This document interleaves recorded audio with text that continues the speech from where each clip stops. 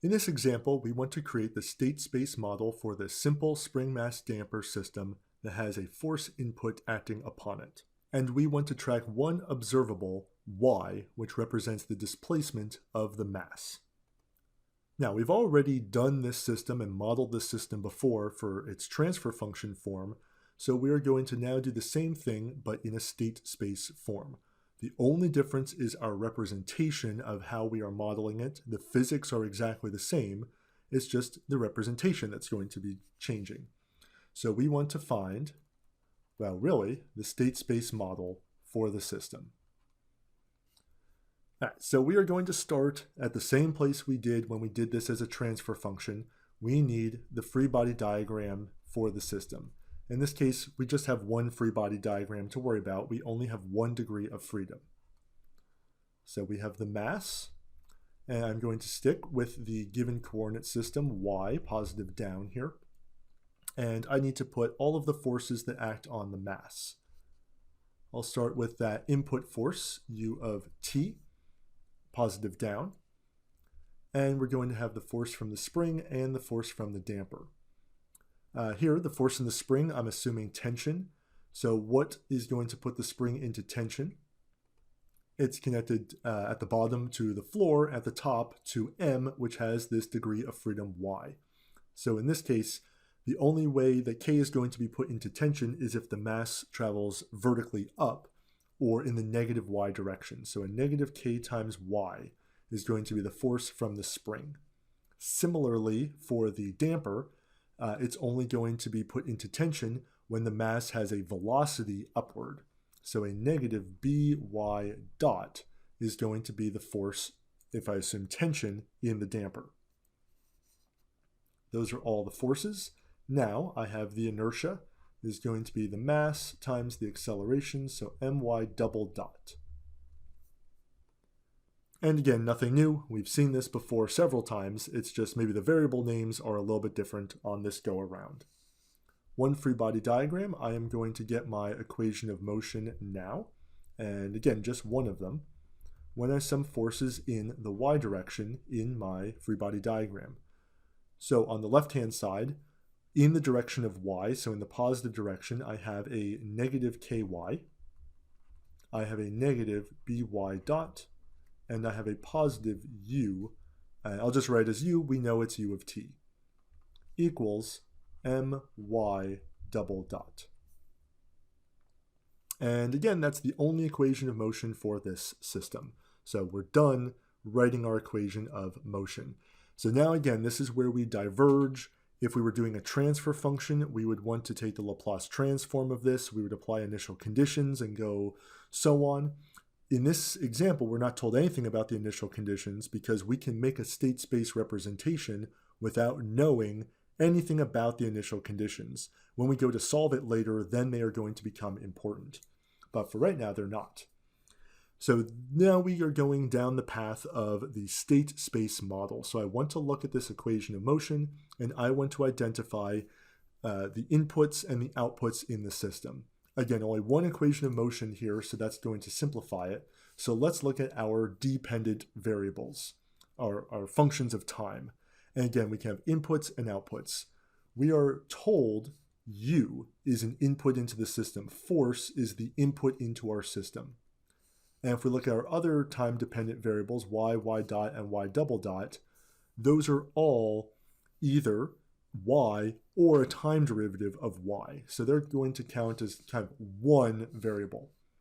So I'm going to start with my input, which in general is called u. Now we want to be observant here that we kind of overuse some of our variable names because we have a vector or we might have a scalar value with the same name, but there is a difference. Vector u, I'm putting this line under it to denote that it is potentially a vector, is the collection of inputs. And in this case, the actually only input is called u.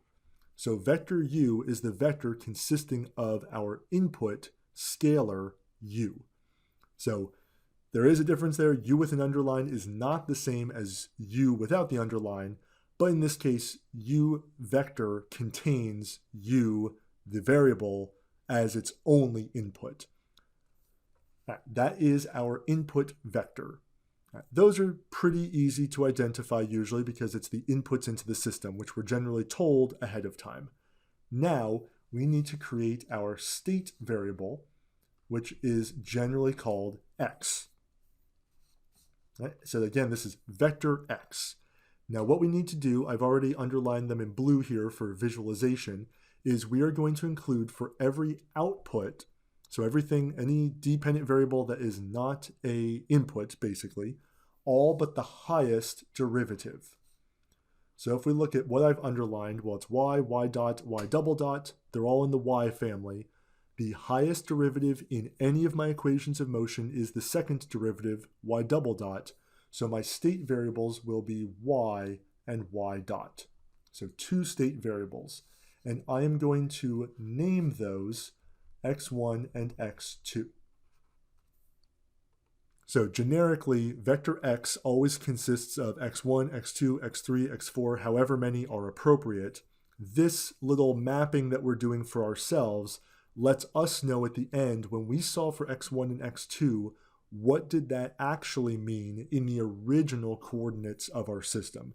Because when we get solutions for, in terms of our x bar, or the vector x, we have to know what they meant in real coordinates, or coordinates that we actually care about. So now I can write x dot, or vector x dot. Well, that's going to be, I'll actually start on the far right, simply x1 dot and x2 dot. And we know in our original coordinate system, that's going to be, well, we take the derivative of each of the terms in x. So y goes to y dot goes to y double dot. So at this point, I have u, the input vector, and x, the state vector. And then I also wrote out x dot. That's going to help us in the next step where we go and rewrite our equations of motion, or in this case, our one equation of motion. Let's now rewrite equation 1 as 1a. So what I want to do is replace all of these variables with their new names. And actually I'll specify, even though there is only one u here, we would generally call this u1. So if we have multiple inputs, we would have u1, u2, u3. In this case, u and u1 are the same, but again, I'm going to go with the notation we have on the far right here. So 1a, I'm going to have negative k times y. If I look in my map, we see that y only appears in x bar, and I'll just draw an arrow here so we know what we're doing. Y, I am going to call x1. That's the only thing I can call y is x1 in my new state variable form. So that's good. Minus b times now y dot. Now this is where we have to pay attention to a choice we have. Y dot appears here and I can call it x2. However, I can also call y dot x1 dot. So both of those are true. Y dot is x2, y dot is x1 dot. In this equation, though, I have to follow the rule that if I can call a variable by a state variable rather than the derivative of a state variable, I must. I am going with x2 because it is not the derivative of a state variable, it is a state variable. Plus u, which I'm going to call u1, equals m, and now I have here a y double dot. The only thing I can call y double dot is x2 dot, so I don't have a choice, I have to call it the derivative of a state variable. But if we look at 1a, that's okay. I have now only a first derivative term in this equation, and I have only one first derivative term. This is ideally what we are looking for. If we write this out and there's no way to write it with having only one first order derivative, then possibly there's some substitutions we're going to be able to make, but we'll look at that later. But this is now 1a, again, rewritten in terms of our state variables and our input variables. There was only one equation to rewrite, so now it's rewritten. The next step is take all of these and we want to isolate the one derivative term that we have. So in the case of 1a, I want to isolate the x2 dot term. So I'm going to put it on the left-hand side to really just flip the equation over. All right, so what do I have to do? I have to divide everything by m to get x2 dot by itself.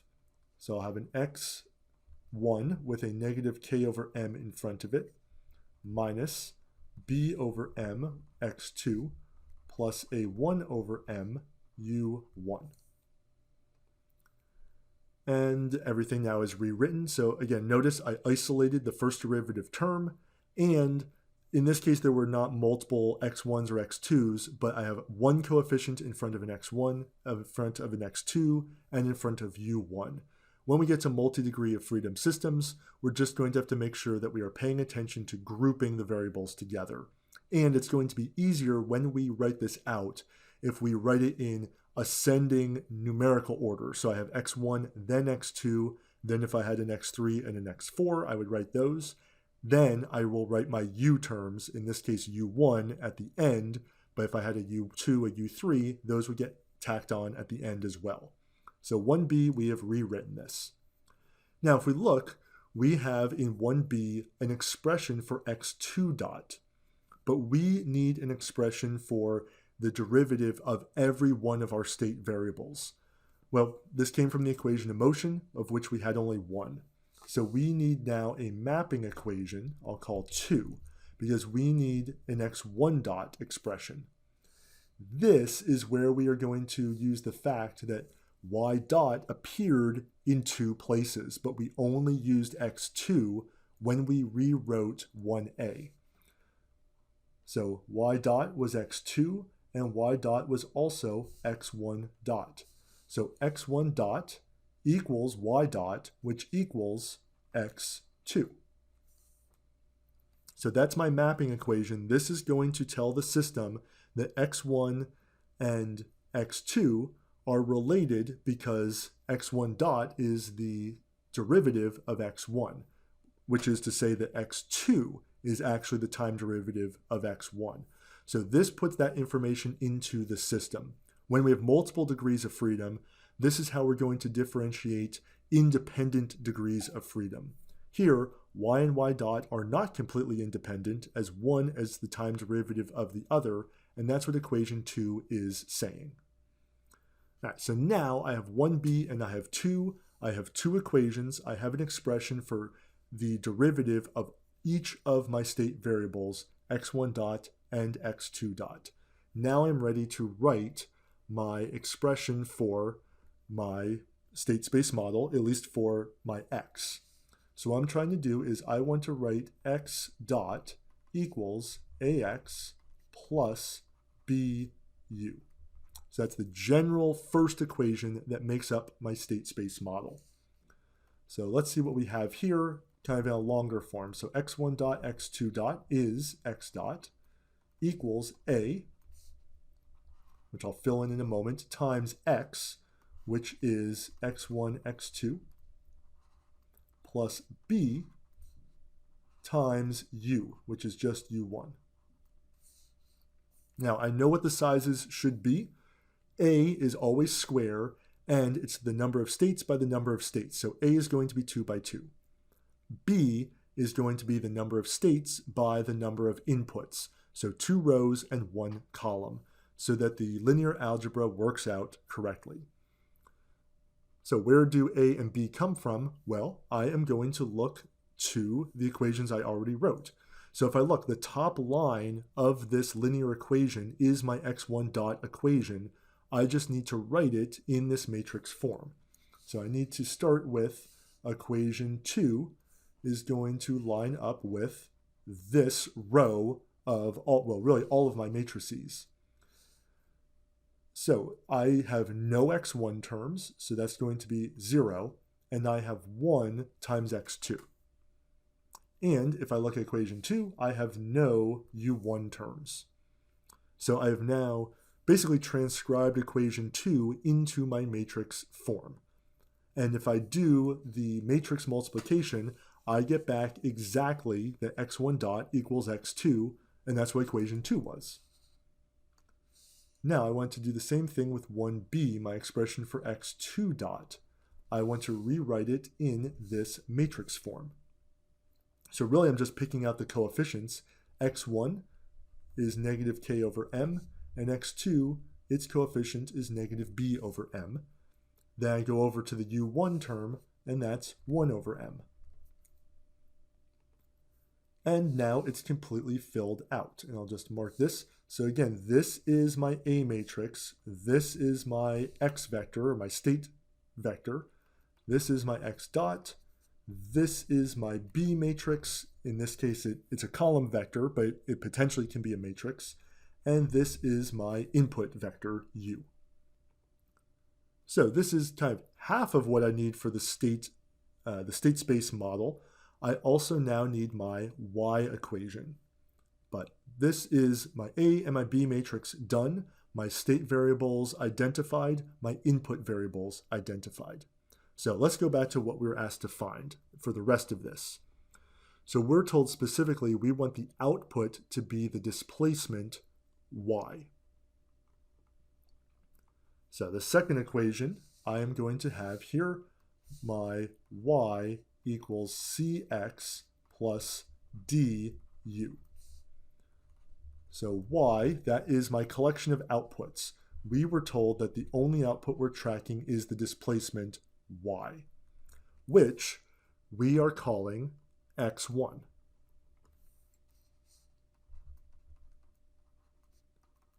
So we're going to have a C matrix,